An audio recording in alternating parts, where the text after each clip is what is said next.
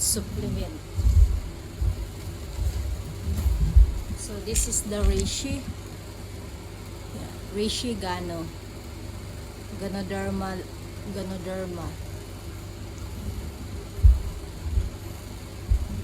So in Japan, they use this one as a medicine. Ganoderma. So ito po ay ginagamit ng as a medicinal mushroom sa Japan. Tinatawag po ito na reishi Gano, reishi. Ito naman, tapos sa China, ginagamit po, tinawag din po ito na lingshi. Oops. Tapos ito ang bata na yung mga hindi, ito ang medyo matanda na reishi mushroom. Ito naman ang bata pa na kinuha na. Ito ang maganda sa ating katawan, mag-renew ng new cells. Ito naman ang mag-detoxify ng mga toxin sa ating katawan. So ito, dexamethasone.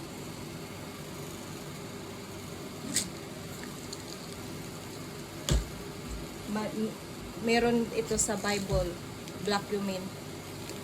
Ito Rosil, Rosil. Maganda din ito, vitamin C. Kapag nasusugatan ka, madali kang ma-healed. Ito ang maganda. Maganda ito yung kapatid ko na inooperahan sa breast cancer. Ito lang ang ininom niya. At saka ito. Tapos spirulina. Ang ganda nung gumaling, sabi ng doktor na napakalinis ng sugat.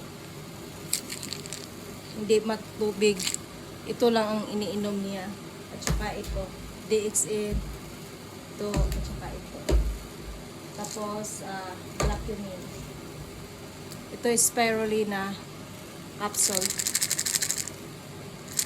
Maganda to, hindi ka madaling magugutom kapag iniinom mo ito bago kumakain. Ito naman ang Androgy. Maganda po ito kasi antibacterial po pag maganda po ito pag halimbawa nilalagnat ang tao. Yan, ito maganda. Ito Lion's Mane. Kita mo na. Good for the brain. Maganda po ito sa mga stress na tao. Ito, maganda. Ito naman, Bipolin. Maganda po ito. Yan. Ito naman ang vitamin E sa DXN. Kung gusto mong gumanda ang kutis, ito lang ang iinumin mo. Okay, so ngayon iinom na tayo. Ipapakita ko po sa inyo dahil ito po ang aking mga food supplement na iniinom dahil lalo na pag araw-araw po marami po tayong trabaho, so magbibigay po ito ng lakas at sigla ng ating katawan. Okay.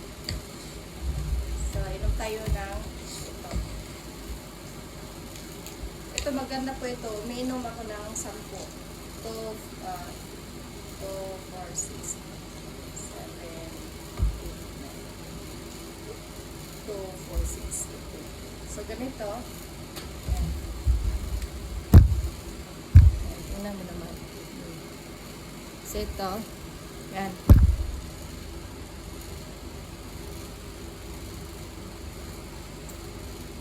Ito naman.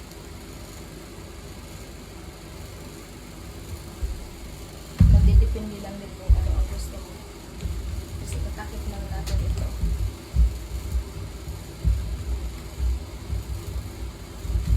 Tapos ito naman ang iinumin natin na reishi Gano. Ito Ito naman ang medyo matanda na food supplement. Ito 4, 6, 7.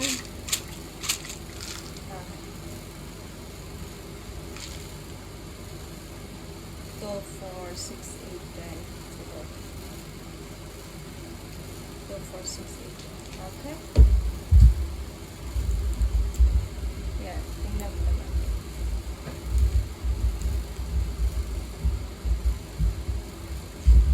Tapos, yan. 10. Inumin ko to.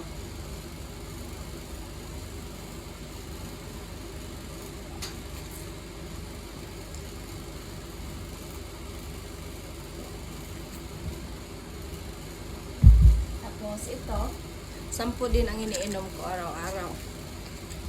Minsan naman nakalimutan kong uminom, pero anuhin ko lang. Basta at least makainom ako yun na.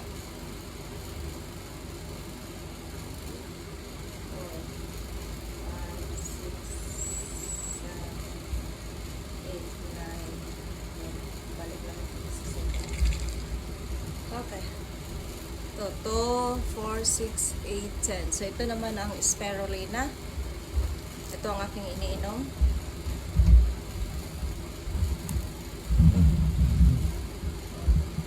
So, kung makikita niyo, ito ay yung kulay algae. Yeah, ito ang ginagamit sa mga astronaut. Ito ang kanilang iniinom. Kasi hindi ka madaling magugutom nito. Inumin natin.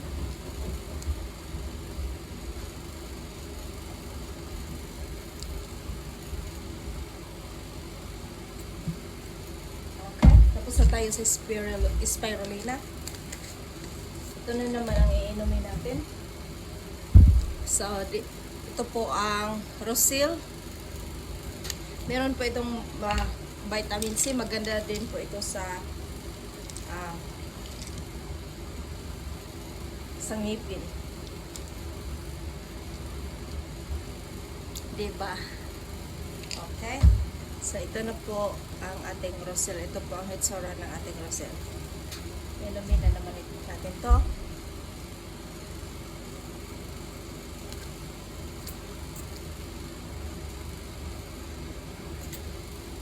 Okay. Ito po. So, ito. Ayan. Itong black cumin. Ito ang inumin ko. Kung makikita natin sa Biblia na itong mga herbs, ginawa po ito ng Panginoon para gawing kasangkapan na gumamot sa ating katawan. Kung makita nyo po ito sa Book of Genesis. So, ito naman, Androgy, isa lang din ang aanuhin ko kasi pang antibacterial lang din naman ito. Isa-isa lang din ang tukurin ko. Ayan, oh. Ito ang black cumin. Ito ang Androgy. So, ito ang iinumin ko.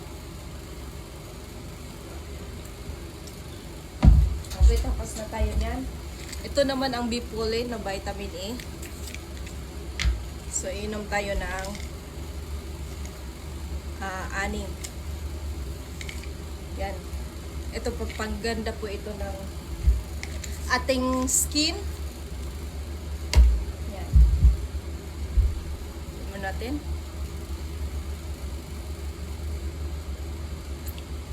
Yan.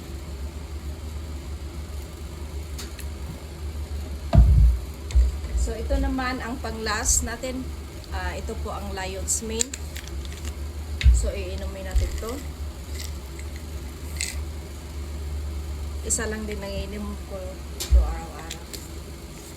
Para hindi madaling maubos. Oops. Iinumin ko.